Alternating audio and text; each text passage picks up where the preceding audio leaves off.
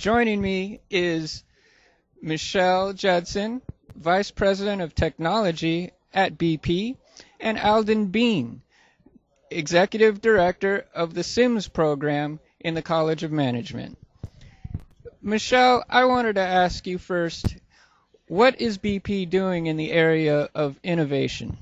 Okay, well, BP is at the forefront of technology, and one of our business models is to stay ahead of industry in where we're currently operating, and that requires a lot of innovation. We have an innovation board that Professor Steve Markham is a coach for us on. That board has been operating for about 10 years now, and we've actually evaluated 700 ideas from the business in terms of developing new technologies and things like that via the innovation board. Are the technologies you're dealing with upstream or downstream in oil production, or are we talking about sustainable energy here? Okay, so BP has three major business streams. One is the upstream oil and gas production, the other is downstream, and the third business stream is alternative energy. The Innovation Board is firmly within the upstream exploration and production business, but within our alternative energy division, we actually have a venture capital vehicle where we fund third-party companies and startup companies and things like that. So we've got a bit of both, an internal venture capital fund and an external venture capital fund. Very nice. And so your relationship to CIMS is through Dr. Stephen Markham. Is that correct? Initially, but I think BP has, and Al, you can tell me if this is true or not, BP has been a member of CIMS since the very beginning for the past 10 years, I think it has. Yeah, actually, Amoco, which is was one of our early sponsors, and of course BP acquired Amoco, so that we go way back. Thank you.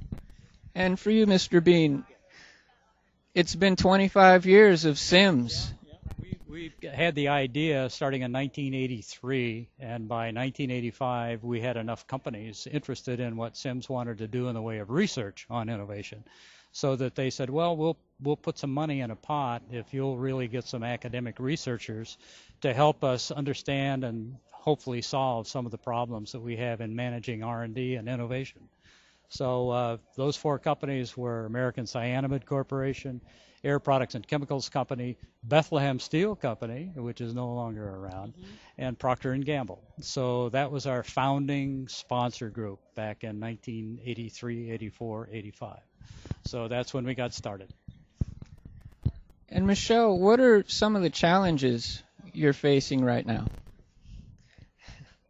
That's a big open-ended question. What I will say is one of the things that I really get out of CIMS right now is I work in the oil and gas industry, and we look at things that are engineering challenged, fundamental physics challenges, and geophysics and things like that.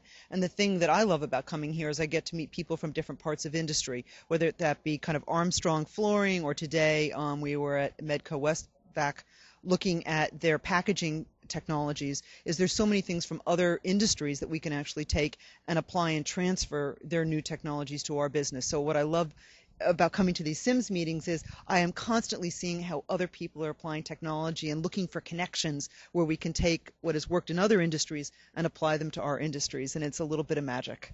And so that's what I love about coming here. That's very interesting. And I'm working on a project right now. This interview, in fact, it's going to be posted to YouTube, and this is a social media initiative to get CIMS on YouTube and get a presence within video blogging. Is there anything going on at BP in the social media realm? So we're taking a multifaceted approach to media and technology. So we do a lot with investor relations and things like that. So we have videos that we've produced that we put out on our website. If you go to bp.com right now, you can see a technology video that we have out there. We also, some of the managers in technology actually have blogs out there. We do a lot of internal communications, poster sessions, all kinds of media kind of internally and things like that. Very interesting.